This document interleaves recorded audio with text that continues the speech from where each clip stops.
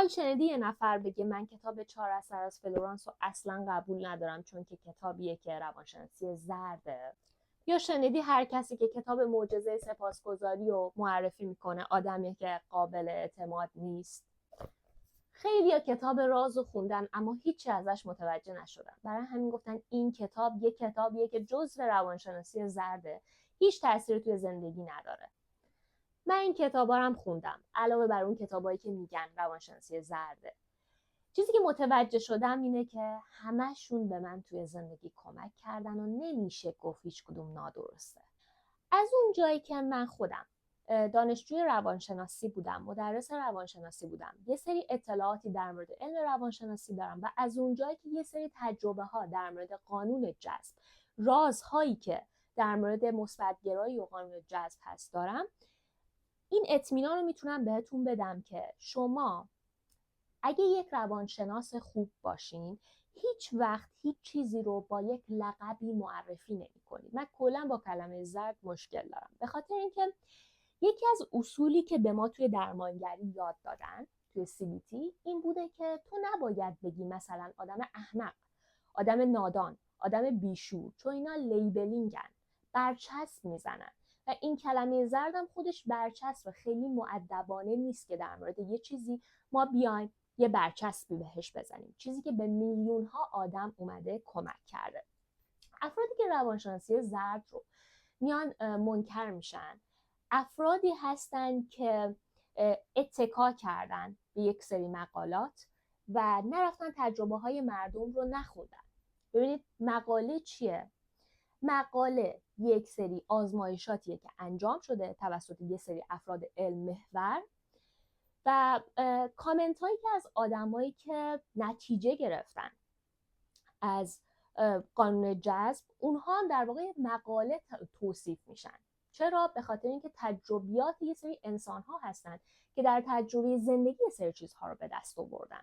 خب ما این وسط 2 تا آدم داریم، یه سری آدمایی که فقط دوست دارن درس بخونن، خیلی کار عملی انجام نمیدن، اینا اصلا حوصله ندارن که برن چیزی رو تجربه بکنن که از قبل گفتم. یه سری افرادی داریم که عملگرا هستن، دوست دارن ببینن که اون علم حتی اگه کفینی باشه، حتی اگه آسترولوژی باشه، برن اون رو تجربه بکنن و بعد در موردش قضاوت بکنن. حالا به غیر از این 2 تا فرد یه فردی داریم که هم علم محوره، هم علاوه بر علم محور بودنش دوست داره یه سری چیزها رو تجربه بکنه. من داستان زندگی خودم هم میگم که چطور شد من اصلا به این قانون جذب و کائنات خیلی علاقه‌مند شدم. من دانشجوی روانشناسی بودم و یه فردی بودم که خیلی علم محور بود، عاشق این بودم که مقاله بخونه. من حتی توی تحقیقاتی که انجام میدادم حتی به وجود خدا هم اشاره نمی‌کردم، میگفتم اصلا اشتباهه که توی علم از خدا بیایم صحبت بکنیم، چیزی که بیشتر افراد توی ایران میگن. بعد یه اتفاقی برای من میفته که من کلی تکنیک هایی که یاد گرفته بودم از روانشناسی و توی زندگی میام برای خودم پیاده میکنم، به یه جایی میرسم که اونا برای من جواب میده تکنیک ها، اما کافی نبوده. گفتم خیلی خوب، پس برم قانون جذب هم امتحان بکنم و دیدم خیلی خیلی زود جواب داد، چون خود قانون جذب که بهش میگن روانشناسی زرد اونم دلیل علمی داره. یه سری چیزها هست که میخوام در موردش باهاتون صحبت بکنم، اینکه بین قانون جذب و چیزی که روانشناسی دانشگاهی میگه خیلی شباهت وجود داره. از اونجایی که روانشناسا در مورد قانون جذب اطلاعات ندارن و افرادی که در واقع مدرس قانون جذب هستن روانشناس نیستن، نمیتونن شباهت ها رو بگن، بینشون کلی اختلاف وجود داره. اولین شباهت اول در مورد ساختار فکر ما، کلاً در مورد فکر. روانشناسی جدید با تکنیک CBT، اینم بگم روانشناسی کلی تکنیک داره، خب که خیلی از تکنیک ها همپوشانی دارن با قانون جذب. تکنیک CBT میگه که ما به عنوان انسان کلی فکر در روز توی ذهنمون داریم. اگه ما ندونیم محتوای فکریمون چیه، دچار افسردگی، ناراحتی، اضطراب و یه وقتای خشم میشیم. پس بهتره که افکار خودمون رو یادداشت بکنیم. بعد از یه مدتی که یادداشت‌های خودمون رو نگاه می‌کنیم، می‌بینیم که چند درصد داریم منفی فکر می‌کنیم، چند درصد داریم مثبت فکر می‌کنیم و چند درصد نه مثبت فکر می‌کنیم نه منفی فکر می‌کنیم. خب بعد از اینکه فکرهای خودمون رو در واقع اومدیم پیدا کردیم، میایم مینویسیم که خب من مثلا همیشه دارم به این فکر میکنم که عشقم منو دوست نداره و هی توی ذهنم اینو تکرار میکنم، با اینکه ممکنه یه سری کارها برای من انجام داده باشه که من بهم ثابت شده این منو دوست داره، اما این فکر منو ول نمیکنه. من دفترمو میام نگاه میکنم، میبینم بیشتر محتوای فکری من اینه. خب حالا من روانشناسی دانشگاهی میگه که تو بیا چیکار کن، یه سری احتمالاتی رو در نظر بگیر که برخلاف اون فکر منفی تو باشه. هر نوع احتمالی فقط درصد مثبت‌ترش بیشتر باشه. چون منطقیه که انسان حال خوبی رو تجربه بکنه. وقتی فکر منفی زیاد داشته باشه نمیتونی حال خوبی رو تجربه بکنی.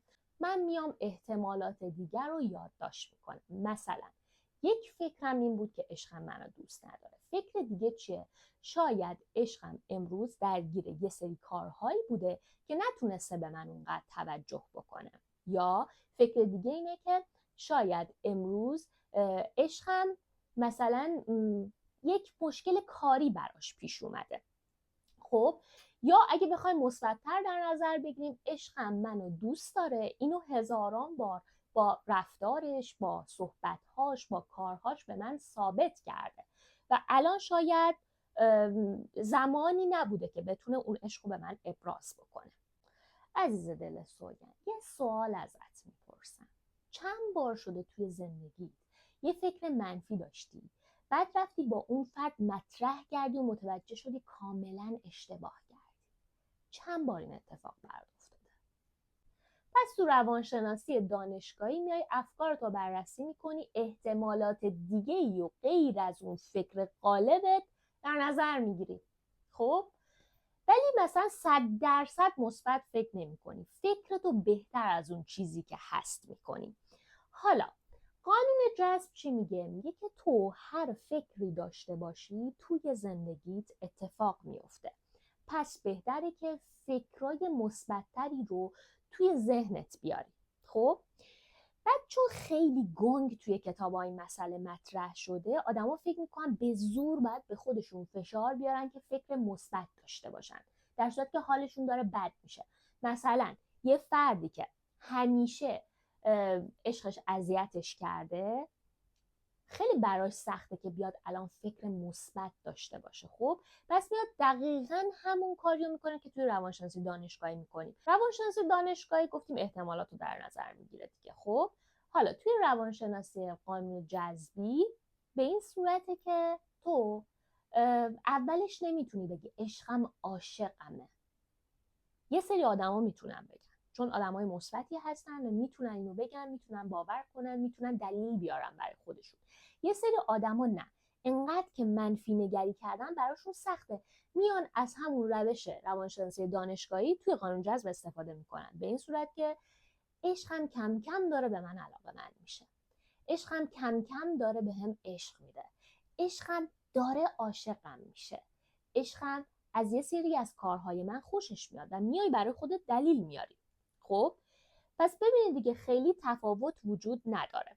دو تا اتفاق میفته. نگاه کنید، من به قانون جذب، به خداوند و به معجزه کاملا باور دارم، ولی الان میخوام یه سری مثالهای عملی براتون بزنم. اینه که تو اگه این حس رو به خودت بدی که عشقم کم کم داره بهم علاقه‌مند میشه، کمتر میام رفتارهای انجام میدم که اون طرفو اذیت کنه و از من دور بشه. چون فکر منفی باعث رفتار منفی میشه، رفتار منفی باعث احساس منفی میشه، دوباره تبدیل به باور منفی میشه و همینجور بدتر و بدتر میشه. پس میبینید دیگه تفاوتی نیست. فقط تنها تفاوتش اینه که توی قانون جذب ما خیلی مثبت‌تر فکر میکنیم، توی روانشناسی دانشگاهی کمی مثبت‌ترش میکنیم و اگه تو آدم منفی باشی تو قانون جذب هم آروم آروم باید به سمت خیلی مثبت پیش بری تا اتفاقات خوب رو ببینی. شباهت دیگه ای که وجود داره اینه که توی کتاب معجزه سپاسگزاری ما میایم مثلا 10 تا چیزی که توی زندگی داریم و یادداشت میکنیم و سپاسگزاری میکنیم از خداوند. خدای شکرت که من لباس دارم، خدای شکرت که ماشین دارم، خدای شکرت که خونه دارم، خدای شکرت که دوست خوب دارم. خب منتها دلیلش هم میگیم. خدای شکرت که دوست خوب دارم، دوست خوبی که حمایتگر منه، دوست خوبی که تشویقم میکنه، دوست خوبی که مراقب منه، دوست خوبی که حرفای خوب به من میزنه. خب حالمون خیلی خوب میشه و اتفاقات بهتری تو زندگی تجربه میکنیم بر حسب این کتاب. حالا توی روانشناسی دانشگاهی، من میگم روانشناسی دانشگاهی، منظورم تکنیکاییه که علمیه و ازش استفاده میکنیم. تکنیک CBT. ما یه روش داریم که چیزهایی که داریم رو یادداشت میکنیم و بعد از تو میپرسم که دوست داری چیزایی که داری و ازت بگیرن و تو میگی نه. و بعد از اینکه مینویسی چیزهایی که داری، حال خیلی خوبی بهت دست میده. تنها تفاوتش اینه که توی معجزه سپاسگزاری تو از خداوند سپاسگزاری میکنی، ولی توی روانشناسی تو فقط چیزهایی که داری رو میای یادداشت میکنی. پس در واقع حس سپاسگزاری و عشق دوباره به سراغت میاد. هر دوتا یکی هن. در مورد قدرت تلقین و قدرت خودپنداری مثبت. توی روانشناسی دانشگاهی میگن بچه‌هایی که جملات مثبت‌تری توی زندگی میشنون، مدام میشنون که تو دوست داشتنی هستی، تو عشق هستی، تو آرامش هستی، تو میتونی، بچه‌هایی هستن که عزت نفس بیشتری توی زندگی دارن، کمتر تلاش میکنن که تایید دیگران رو بیان جلب کنن، به تنها کسی که تکیه میکنن توی زندگی خودشونن و راحت تر پیش میرن توی زندگی و اونقدر خودشون رو لایق عشق، محبت و دوست داشته شدن میدونن که هیچ وقت به کمتر از چیزی که فکر میکنن لیاقتشو دارن راضی نمیشن. خب این در مورد روانشناسی دانشگاهیه. توی روانشناسی قانون جذبی ما خیلی وقتا یه تمرین داریم که بهش میگیم تمرین آینه، که اگه دوست داشته باشین در مورد اونم من یه ویدیو میسازم. تمرین آینه یه سری کارها میای انجام میدی، یه سری حرفها میای میزنی با خودت توی آینه که بعد از یه مدتی به یک باور مشخص برسی. مثل باور مثلا دوست داشتنی بودن، مثلا باور ثروتمند بودن. خب خیلیا میان این روش رو مسخره میکنن، میگن بابا با مثلا 21 بار تکرار کردن یه چیزی که نمیدونم از آسمون برای تو پول نمیاد، از آسمون برای تو عشق نمیاد. حالا به نظر من که میاد، خب ولی داستان اینه که اصلا فکر کنیم که نمیاد، فکر کنیم که اتفاقی نمیافته، فکر کنیم که این مسخره است. خب با این حال اگه مسخره هم باشه، اگه دقت کنیم، تو روز 21می که داری جلوی آینه یک مسئله رو تکرار میکنی، تو چشای خودت نگاه میکنی، خیلی فرق میکنه با روز اولی که یه فکری ته ذهنته مدام داره بهت میگه که تو قشنگی، تو خوبی، تو پولداری و داره مسخرت میکنه. روز 21 تقریبا تو انقدر به خودت یه مسئله رو گفتی که اون اعتماد در تو نسبت به خودت ایجاد شده، احساس توانایی بیشتری داری. چون احساس توانایی بیشتری داری، عملکرد بیشتری هم توی زندگیت خواهی داشت. اگه میخواین در مورد تمرین آینه بدونید و اتفاقات فوق‌العاده و معجزه‌ای که براتون میفته، حتما بهم تو کامنت ها بگین که یه ویدیو در مورد این مسئله بسازم. رسالت شما و مسئولیت شما در اینجا اینه که ما رو لایک کنید، سابسکرایب کنید و به دوستاتون بیاین در واقع معرفی بکنید، برای اینکه ما بتونیم ویدیوهای بیشتری بسازیم و انگیزه بیشتری داشته باشیم. پس همین الان دکمه لایک و فشار بده، سابسکرایب کن، زنگوله هم روشن کن برای اینکه ویدیو جدید اومد بهت اطلاع داده بشه. خیلی از ماها و حتی خیلی از پزشکان رو تایید کردن، اونایی که داروهای پلاسیبو مصرف میکنن خیلی از بیماری هاشون از بین رفته و الان یه آدم سالمیان. هیچ وقت ما نمیتونیم همچین چیزی رو انکار کنیم و خیلی وقتا پزشکا اعتراف کردن که فردی حالش خوب شد و کاملا به بهبودی کامل رسید و هیچ دلیل علمی نتونستن براش پیدا کنن.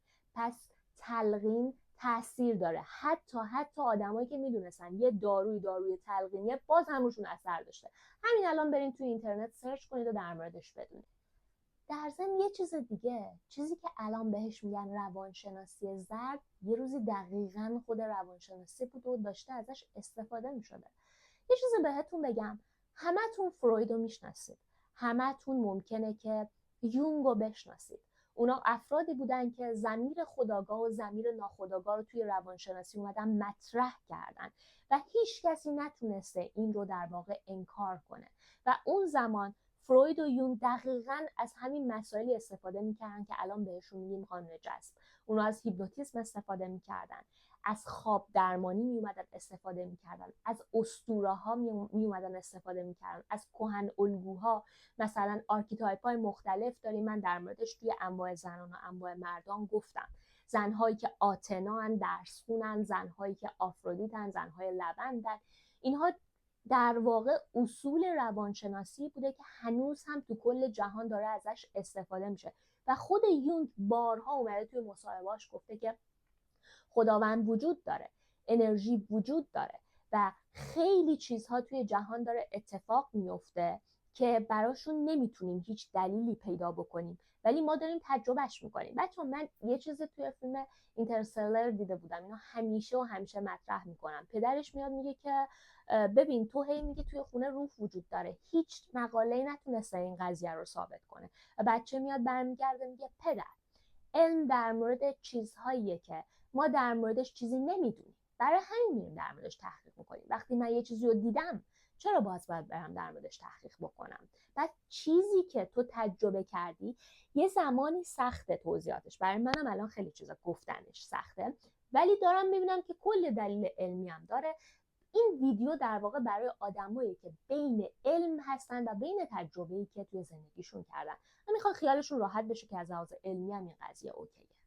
ما توی قانون جذب میگیم هر فکری که تو توی زندگیت زیاد بکنی، هر فکری کنی، هر چیز زیاد ببینی، هر چیز زیاد بشنوی، جلوی روت باشه، تو اون چیز رو باور میکنی و اون چیز توی زندگی بیشتر اتفاق میفته. اگه توی زندگی مدام توی مغزت داری از عشق گلو شکایت میکنی، حتی اگه به خودش نگی، رفتارهای منفیش روز به روز بیشتر و بیشتر و بیشتر میشه. و برعکس وقتی که چیزهای خوبش رو مدام برای خودت یادآوری کنی، یادداشت کنی و در واقع باز هم میبینی، با چشات خوبیاشو ببینی، با گوشات حرفای خوبش رو بشنوی، باور میکنی که اون فرد بهت علاقه‌منده، دوستت داره و رفتارهای خوبش خیلی خیلی بیشتر و بیشتر میشه. این چیزیه که قانون جذب میاد مطرح میکنه، میگه به جای اینکه بری دنبال راه حل بگردی و هی بری دنبال راه، بری هی گوگل رو سرچ کنی مثلا با فلان مسئله منفی چی کار کنم،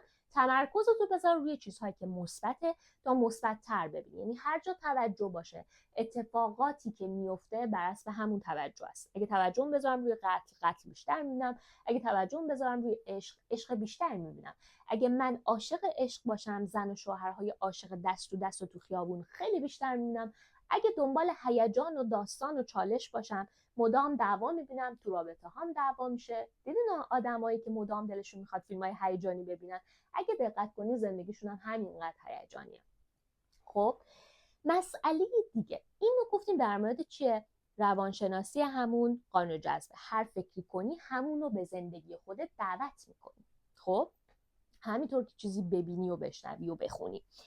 حالا روانشناسی دانشگاهی میگه که نه، این مثلا چیز درستی نیست که بیایم اینجوری فکر بکنیم، ولی از لحاظ علمی توی مغزت چیزی وجود داره به نام سیستم RAS. حالا یا شبکه توری بهش میگن که خیلی چیز جالبیه. میگن ساختار مغز به این صورته که وقتی که تو توجهت رو روی چیزی بذاری، چیزهای مشابه اون رو بیشتر میبینی. چرا؟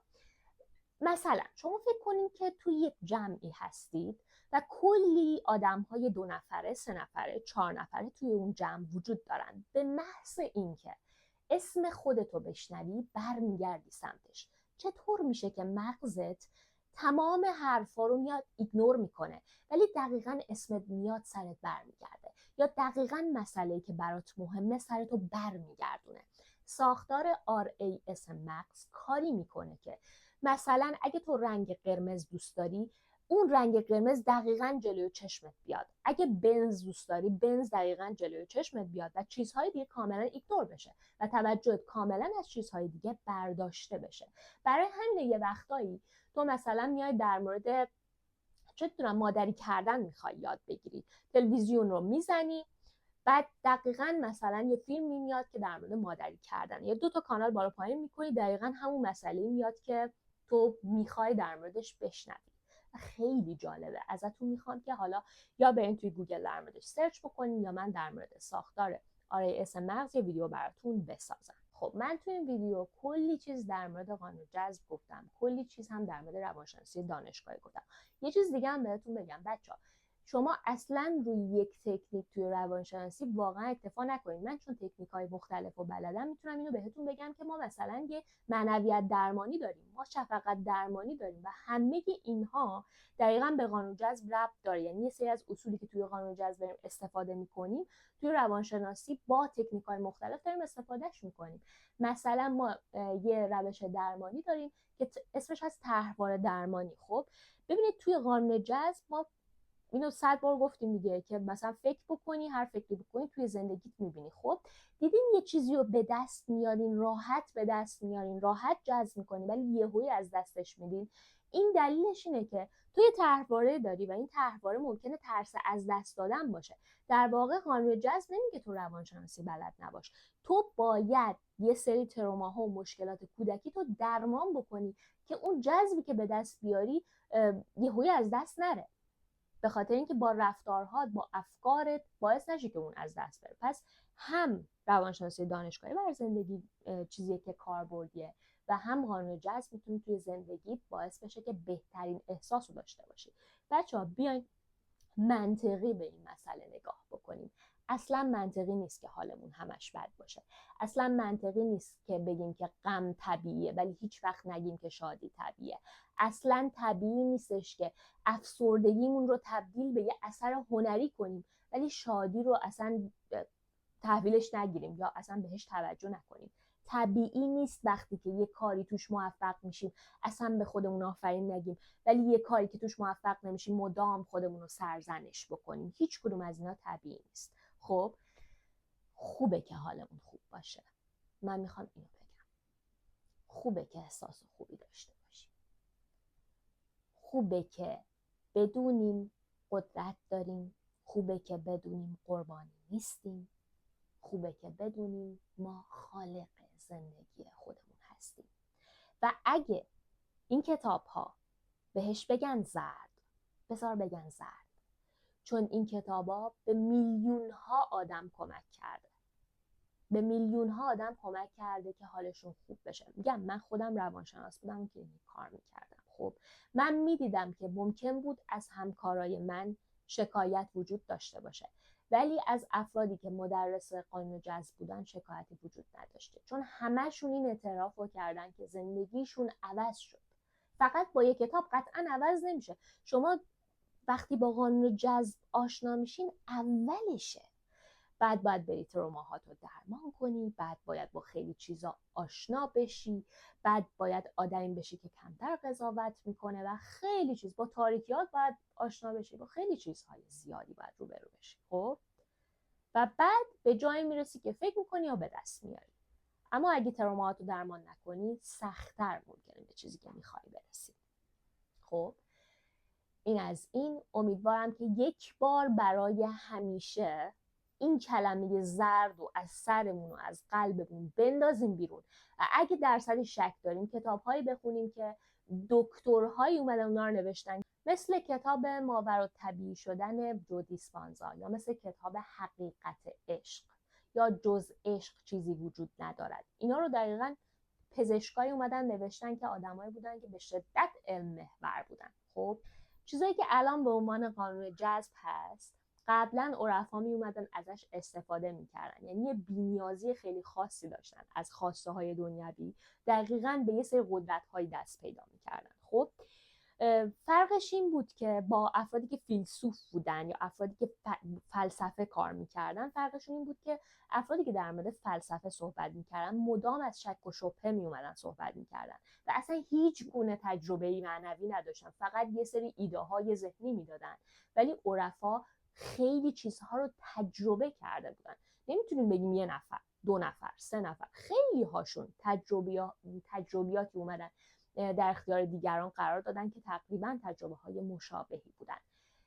از این به بعد دلم میخواد بیشتر در مورد قانون جذب صحبت بکنم. هر مسئله‌ای که دوست دارین در موردش بدونید حتما کامنت بکنید. شاید در مورد ورودی‌های ذهنی من بیام ویدیو بسازم، اما دوست دارم نظر شما هم بدونم.